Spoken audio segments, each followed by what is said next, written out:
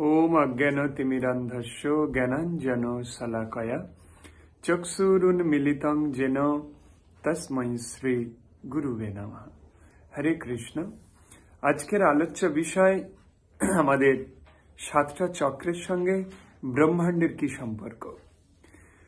আমরা আমাদের শরীরের মধ্যে কত কিছু লুকিয়ে আছে আমরা জানি না, কিন্তু অন্বেষণ করে থাকি।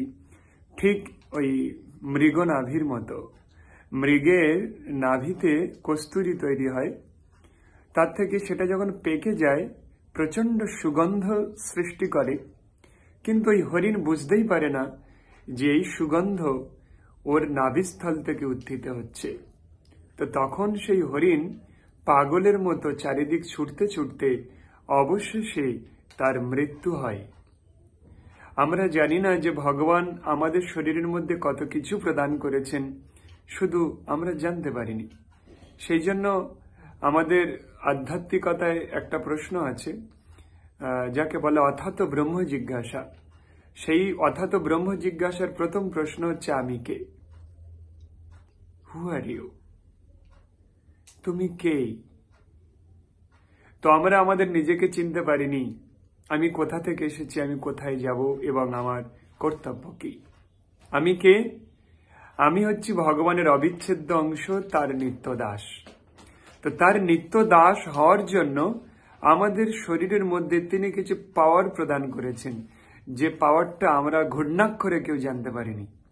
কি না জানার কারণ, সকাল সন্ধ্যে সিরিয়াল আর ফোনে হিপনোটাইজ হয়ে থাকা, ট্রেনে বাসে রাত দিন ফোনটা যেন কামড়ে ও খেয়ে নেবে, এরকম অবস্থা। যখন ফোন ছিল না, দেশ চলেনি। ফোনে পজিটিভিটির থেকে নেগেটিভ কাজটা বেশি হয়। আর আপনার বাড়িতে আপনার সন্তান এত ফোন ঘাটার মেন কারণ আপনার স্ত্রী। কারণ মায়ের থেকে সন্তান শিক্ষা লাভ করে, কারণ মা সারাক্ষণ সন্তানকে দেখভাল করে। তো মেন পয়েন্ট অফ করে দিন, দেখবেন সব ঠিক হয়ে গিয়েছে। যাই হোক, অধিকার আসছি না। অ্যাকচুয়ালি আমাদের শরীরের যে সাতটা চক্র রয়েছে, এই সাতটা চক্র ভগবান আমাদের পৃথিবী থেকে শুরু করে ঊর্ধ্বলোক, পৃথিবী হচ্ছে মিডিল, আর পৃথিবীর নিচে এখানে 14টা ভুবন দ্বারা পরিবেষ্টিত আছে। তাই চিন্তা করে দেখুন, আমাদের যে মূলাধার চক্র, মানে আমাদের তলপেট, লয়ার অ্যাবডোমেন, তার ঠিক 1.5 ইঞ্চি নিচে মূলাধার চক্র, যেখানে 2.5 প্যাঁচে কুণ্ডলীকে বেঁধে রাখা হয়েছে। এই প্লেসের অধিপতি দেবতা হচ্ছেন মঙ্গল। মঙ্গলের অ্যাস্ট্রোলজিক্যাল থিওরিতে কি, আমি অ্যাস্ট্রোলজিতে গোল্ড মেডালিস্ট, জানেন সবাই। মঙ্গলের কাজ কি? মঙ্গল হচ্ছে মাটি, ভূ, স্থাবর অস্থাবর সম্পত্তি, অ্যাসেট, এগুলো মঙ্গলের আন্ডারে থাকে। যারা জমির দালালি করে তাদের মঙ্গল ভালো থাকতে হয়। যাই হোক, কনস্ট্রাকশন মঙ্গলের আন্ডারে থাকে, মার্স। তো এই পৃথিবীকে আমাদের মাটি তত্ত্ব ধরা হয়, তাই আমাদের যে কুণ্ডলিনী, এটা হচ্ছে মাটি তত্ত্ব, আর পৃথিবী হচ্ছে মাটি তত্ত্ব। তাই পৃথিবী হচ্ছে এই 14টা ভুবনের মিডিল, মধ্যমণি। তাই পৃথিবীকে বলা হয় ভূলোক, ভূতল।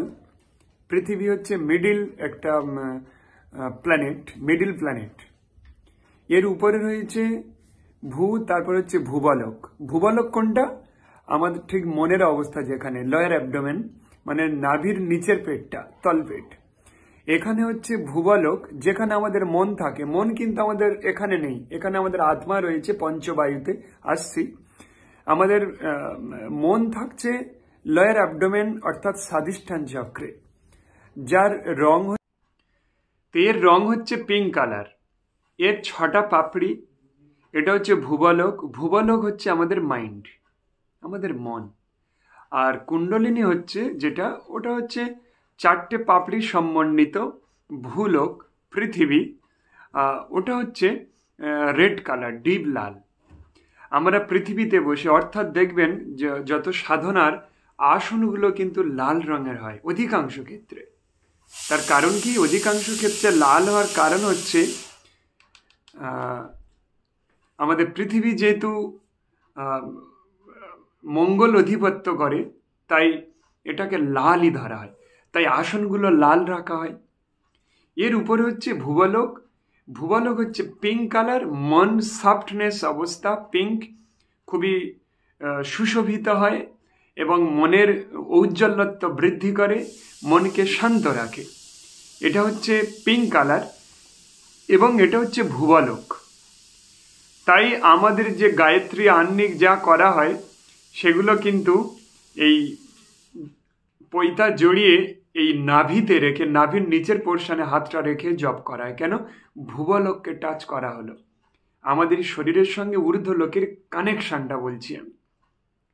এর উপরে আমরা উঠে গেলাম ভুবলোক।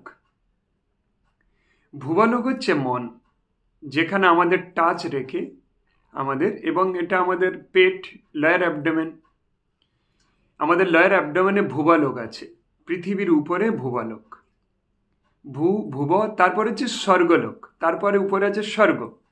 আমাদের নাভির উপরে অর্থাৎ আপার অ্যাবডোমেন যেখানে স্বর্গলোক, এই স্বর্গলোক কিন্তু সোলার প্লেক্সাস বলা হয়, এখানে সূর্যদেবের আধিপত্য।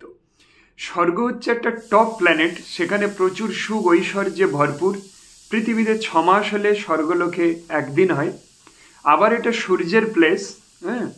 তো সূর্যের প্লেস হওয়ার জন্য আমরা যদি আমাদের মান যশ প্রতিষ্ঠা সব আমাদের আপার অ্যাবডোমেনে অবস্থান করে, যেটা সূর্য থাকেন, এবং আমাদের চারিদিকে প্রচার প্রসার এই সূর্যদেবের উপর নির্ভর করে, এবং এটা স্বর্গলোক, এটা অর্থ। যদি আমার এই কুবের মুদ্রাটা এইভাবে কেউ 15 মিনিট করে, ঠিক এই আপার অ্যাবডোমেন এইখানে যদি এইভাবে রেখে আমরা থাকি আর স্লোলি শ্বাস নিই আর ধনরত্নের কল্পনা করি, ধীরে ধীরে ধীরে ধীরে আপনার জ্ঞান আসবে। তার মানে আমি এটা বলতে চাচ্ছি না, আবার কেউ তো রং কমেন্ট করবেন, তাহলে এই করলে টাকা এসে যাবে, আমার খাটতে হবে না। কিছু মূর্খ পতিত আছে যারা এইসব প্রশ্ন করে আর কি।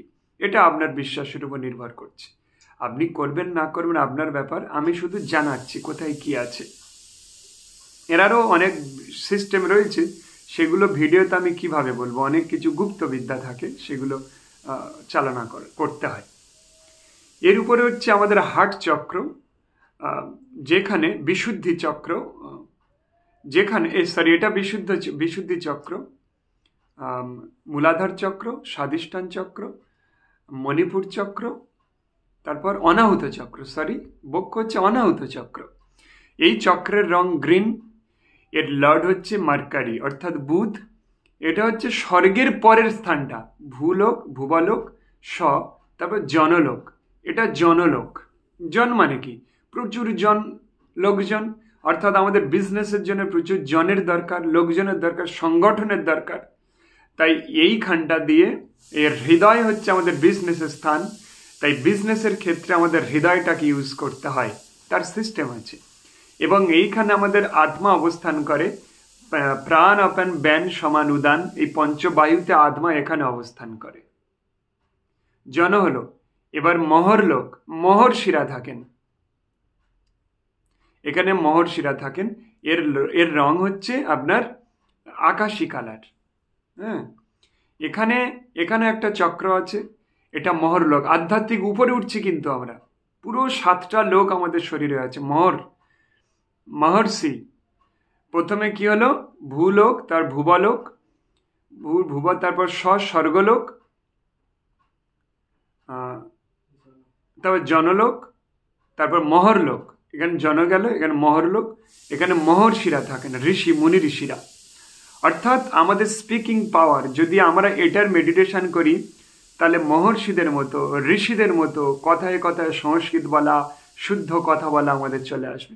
আমরা এটা পাওয়ার দিই না, আমরা এটাকে স্টপ করে দিয়েছি। তাই দেখুন কথায় কথায় সব গালাগালি দেয়। আপনি দেখুন আপনার ছেলে, পরিবেশ পরিস্থিতি একটা কথা বলবে, দেখুন কথার মধ্যে একটা গালাগালি মিশিয়ে বলবে। ভালো কথা বললেও তাই বলবে। কেন? এই মহর্ষিদের যে লোকটা ইনঅ্যাক্টিভ করে দিয়েছি আমরা। এর উপরের লোক হচ্ছে তপলোক, এটা হচ্ছে তপলোক, তপস্যা। তপলোক আছে উপরে, সেই তপলোকের প্লেসটা এখানে। তাই দেখবেন আমাদের সমস্ত মেডিটেশনগুলো এই সম্ভবিটা এইখানে লাগিয়ে আমাদের তপস্যা করতে হয়, কারণ তপলোকে তপস্যা করতে হবে। পৃথিবীতে বসলেন আর মনটা তপলোকে রেখে তপস্যা করছেন। সম্ভবী মুদ্রাটা এইভাবে করানো হয়, এখানে দেখতে হয় তপলোক। এটাই এর যুক্তি, এর উপর আর কিছু নেই, এটাই যুক্তি। এখানে কেন চোখটা লাগিয়ে তপস্যা করা হয়, এ আমার কথা নয়, বিভিন্ন শাস্ত্র গ্রন্থের কথা। তপস্যা, তপলোক, এটা কেউ করি না। তপস্যা করার ফলে তবে তো আপনার হৃদয়ে সেই হিন্দুত্ব সনাতনী ভাব আসবে। অ্যাকচুয়ালি বিষয়টা কি জানেন, আমরা জানি ক্লাবগুলো তৈরি করলেই মনে আমাদের সংগঠন বাড়বে, একদমই নয়। মুসলিম ভাইদের আমি ভালো বলি, কেন? তারা ক্লাব থেকে সংগঠন হয় না, তাদের মসজিদ থেকে। তাদের মসজিদে শুক্রবার মাস্ট তাদেরকে আসতে হয়, তাদের জনসংগঠন ওখান থেকে তৈরি হয়। আপনি কি করেন?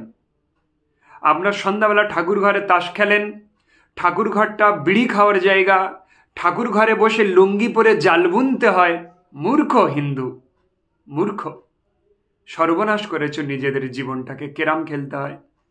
আর তুমি এমন একজন হিন্দু, তোমার হিন্দুত্ব তুমি নষ্ট করে ফেলে একবার মনে হয় না যে ঠাকুর ঘরে লুঙ্গি পরে তাস খেলতে নেই, বিড়ি খেতে নেই, এখানে তাস খেলতে নেই, এখানে ক্যারাম খেলতে নেই।